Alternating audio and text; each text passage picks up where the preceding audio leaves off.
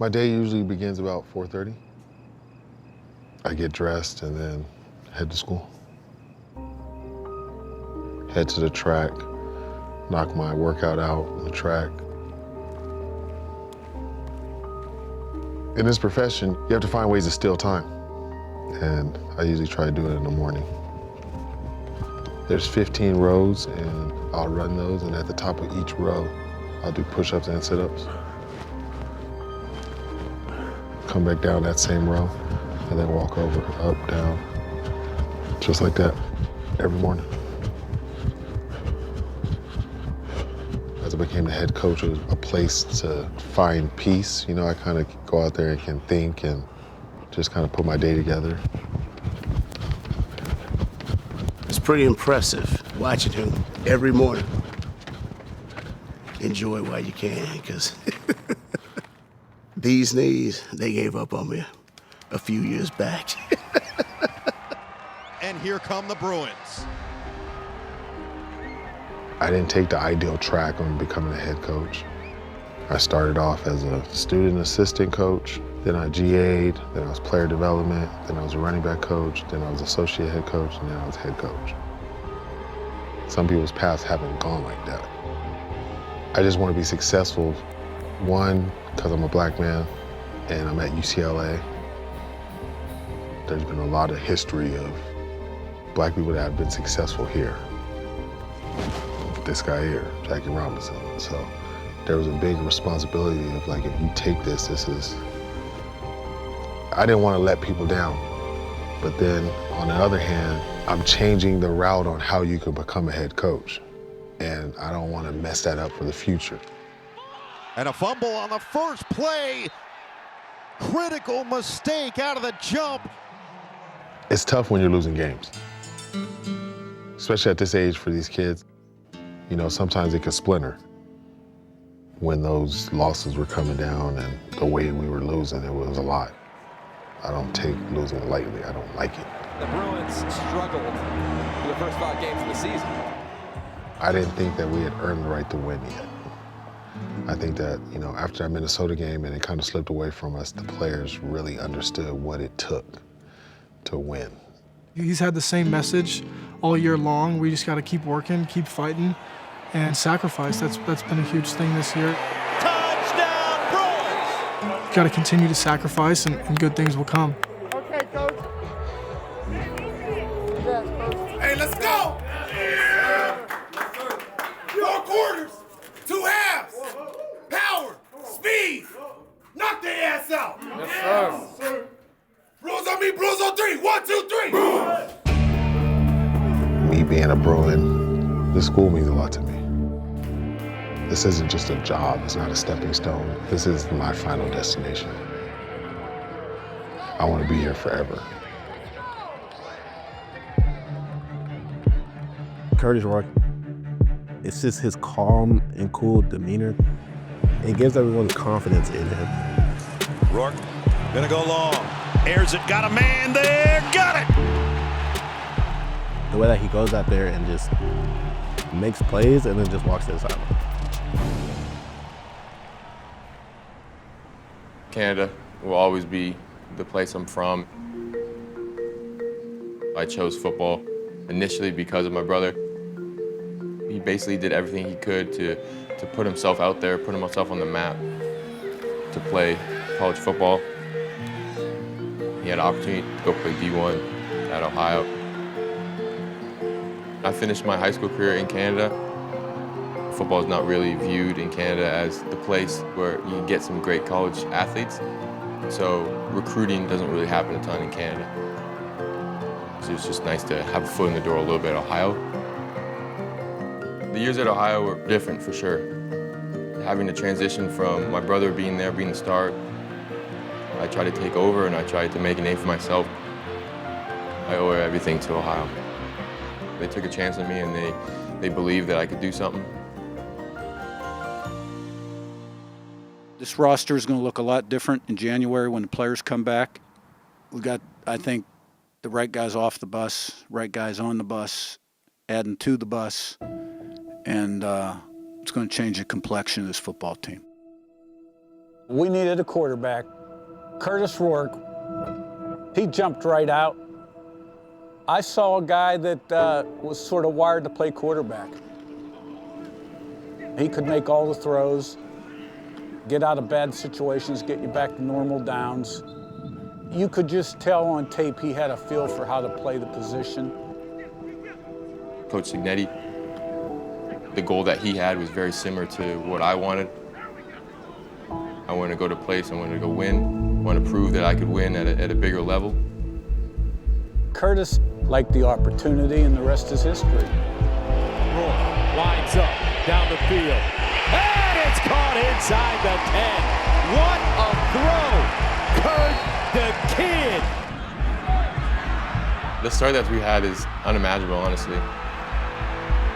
It's great to give to this community some excitement when it comes to football and kind of change the feeling around the program. During the Nebraska game, I hit my hand and my thumb on one of the defenders. They x-rayed it. It was broken. I didn't want to lose the rest of the season. Got surgery 2 days later. We were looking, we thought, at a 3 to 4 week recovery process.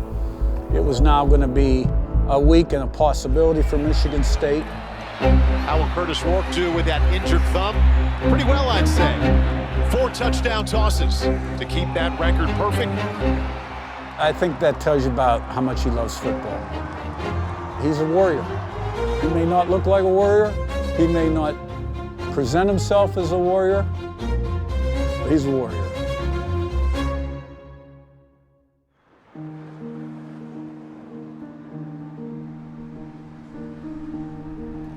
I'm originally from Chicago, Illinois. I grew up on the west side of Chicago, Garfield Park area on Washington. My mom's name is Ashley. She's my rock. She's like my best friend, mom, and everything, all in one. I talk to my mom almost every day. We lived together when we first got here, and you just see them on FaceTime every day, just talking like they were friends.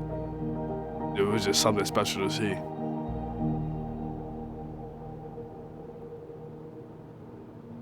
July 16, 2023, we were actually out the night before, and he was on the phone with her. My mom actually had called me, so I was on the phone with her. I talked to her. She like, "What you doing?" And then she told me she was hanging out with some friends and stuff like that. And then we were just like, we both said like, "Be safe. I love you. We'll talk to you tomorrow morning."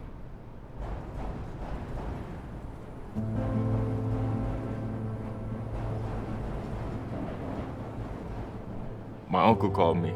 This was about like 2, 3 in the morning. And like he broke it down to me, what happened and stuff like that. My mom, she was around the same block we grew up on. Hanging with some friends, they say there was like arguing started to happen. And then she was like actually walking across the street to her car. And they said a car came down the street flying and started shooting, and then she got hit. She died on the street. I couldn't believe it. I'm like trying to figure out like why me, why our family, why my mom and stuff like that. It was just a lot going on that like I couldn't process it all at once. I walked into his room. He was just sitting on the bed, you know, and at this point, you know, he was still in a state of shock. So it was hard for him to like think about all that happened.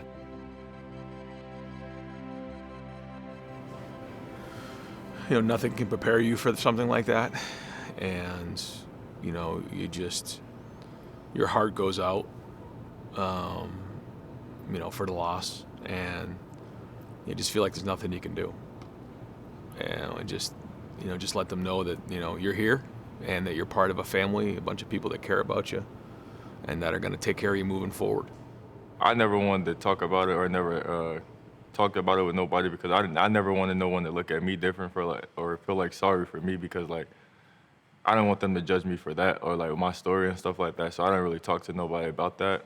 But yeah, I still deal with it. Still think about it a lot. I think about it every day still.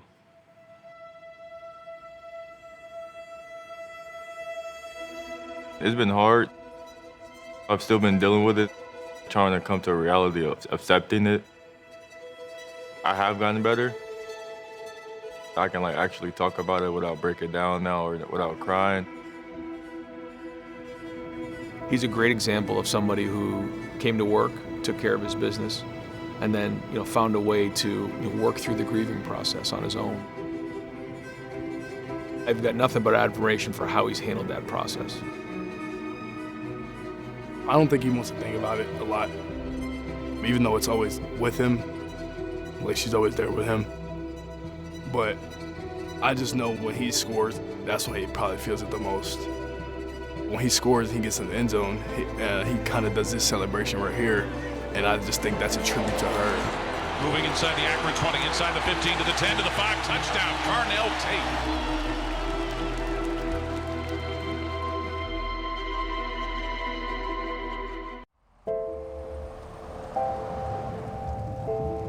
Nice night. Yeah, it is. Maybe we'll meet some new neighbors. Maybe some dogs too, that'd be nice. Some dogs. Caroline, my wife's been amazing. Everyone's super excited about Ohio State. Walking is something that we do to just decompress from the day. We met at Ohio. She was on the volleyball team. We met in an organization called Athletes in Action. We ended up starting dating in August 2022, and then the rest is history. Very lucky. It's been awesome. I tell everyone it's like living with my best friend. It's been a blast, and then just being in Bloomington has been super fun. We've gotten to explore a new area together, which has been super cool. She's been my biggest support system in all my injuries, in football and life. When I tore my ACL in 2022, I was in a hotel for like a week, and she came and visited every day, and it was just nice to have someone to love and care for me like she did, and helps me get through those tough moments. Kurtis is such a people person. He's had an impact wherever he goes, and I think that the Lord's given him this platform of football, which has been awesome. Now Rourke wants to throw, and he lofts it, and he's got it, DeShaun Williams. At the end of the day, to look back at the relationships he's made and the difference that he's made, because I know he goes out of his way to really love his teammates and just be a light wherever he can. The opportunities that we're given and why we're so blessed is because of God, and that it could so easily be taken away. Can't take anything for granted. Just giving thanks for the blessings that have been given us, Caroline being one of them.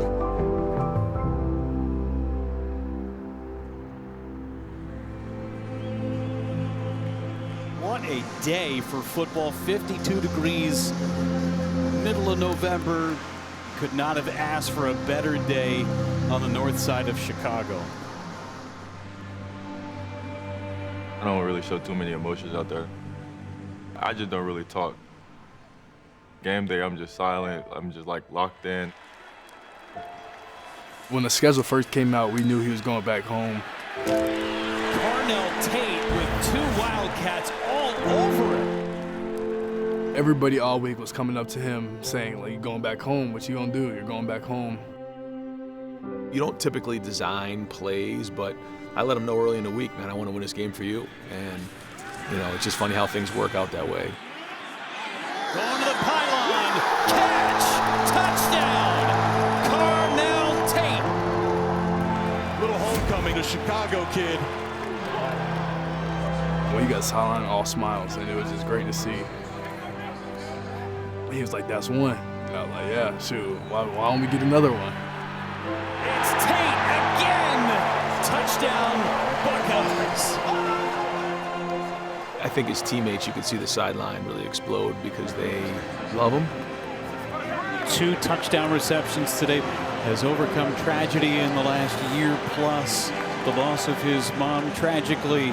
A big day for Carnell Tate.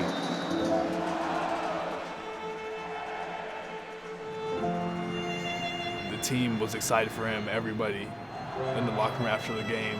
He was the one up there starting the fight song. I think it was just an all-around great experience for him. 90% Buckeye fans in the crowd. I think half of them were your friends and family. What did you say to them after the game?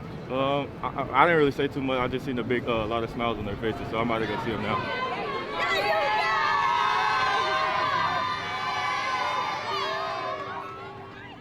Where you are in the spectrum of coaching, whether it's in Pop Warner, in youth leagues, all the way up to the NFL, the goal is to make an impact on young people's lives.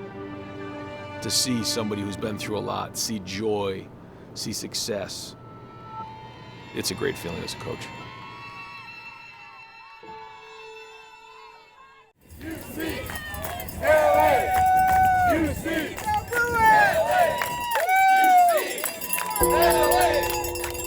When you're a player, you want to make it to the highest of that profession. UCLA's offense led by DeShaun Foster.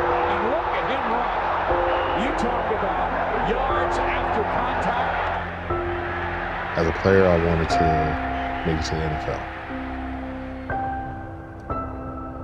As a coach, I wanted to be the head coach at UCLA. I didn't take certain jobs because that could derail my path to become the head coach here. The way I was moving and making sure it was all to become the head coach here at UCLA, not just a head coach. UCLA, USC, it'll be the matchup of the day. November 21st, 1998. I had strep throat. I wasn't feeling well all week, and they isolated me at the hotel. I remember I didn't have to go to any meetings, but I wasn't going to miss this game. Touchdown! DeShaun Foster out of the backfield. Legendary. Foster, touchdown! Those are the type of games and type of performances that are always discussed and are always reminisced. The freshman breaks a tackle. 4 touchdowns against USC. Those are the things that brings this city together. And that's why this game has become such a legendary event. It was just unfortunate that I was sick. A sick me scored 4 touchdowns and had like 120. So if I wasn't sick, we know what I would have did.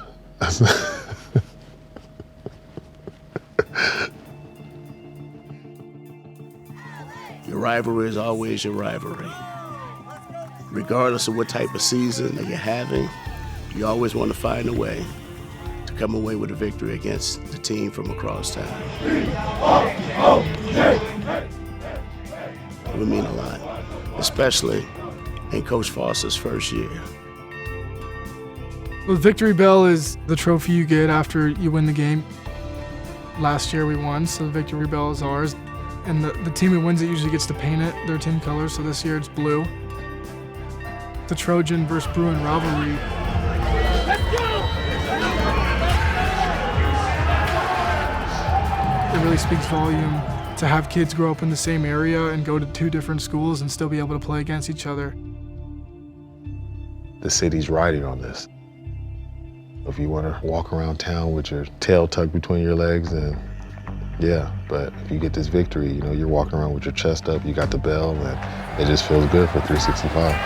This one can still go either way. UCLA needing it to keep its flickering bowl hopes alive.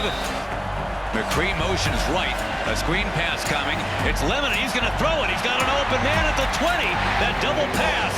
And it's complete to Hudson, who will spin past the 10 to the 5. Marks is the running back. Pull back in front of him. Play action. Mayabo looking. Plenty of time. Now he's in trouble. He dances free. He'll run laterally at the 10. Throws to the end zone. It's a burner. Wayne has it. It's a touchdown. And again, the road team is going to win in this series. The Trojans will win it 19-13, and the victory bell is going to get repainted. Ah! Come on, man!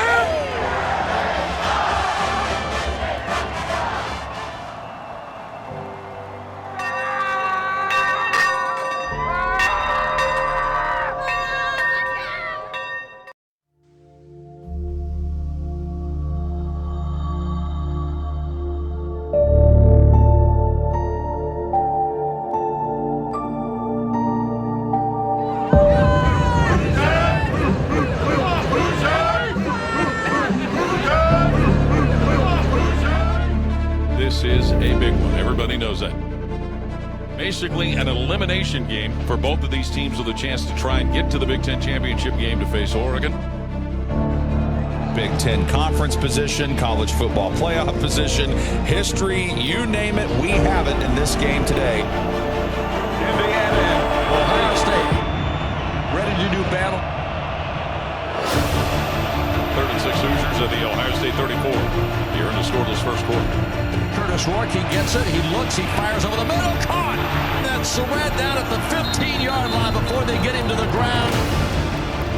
It's first and goal at the 2. Rourke takes the snow, it's a direct snap to Tyson Lutton, pounds his way forward, he's into the end zone, touchdown Indiana! And Indiana scores first blood here this afternoon. A stop here is what Indiana needs to get the ball right back. Handball throwing downfield, caught by Tate at the 16 of Indiana, spins his way to the 11. Excellent throw by Will Howard, who's still perfect on the afternoon. He hasn't missed a pass yet. Second and 1, Ohio State at Indiana's 11. Howard to go on top, tosses in the end zone.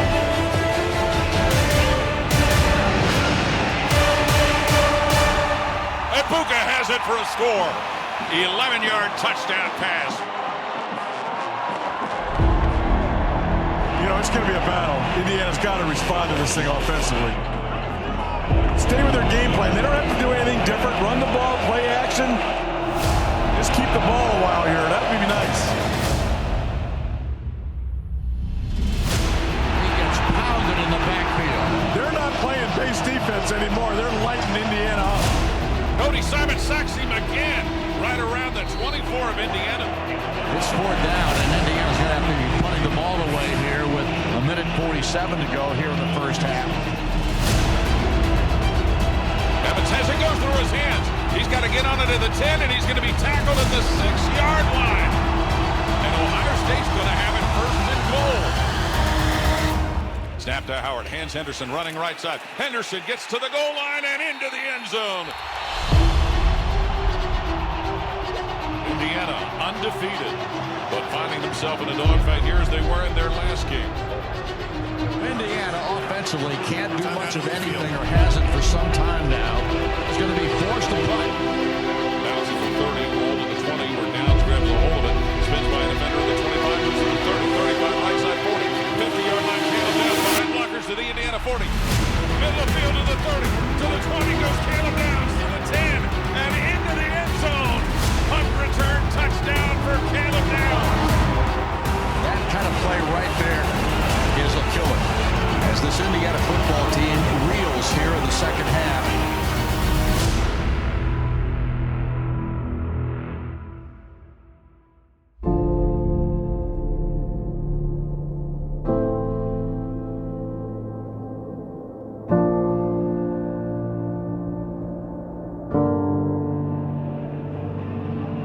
Buckeyes have owned this game since the end of the second quarter, in which Indiana made a mistake that cost them dearly.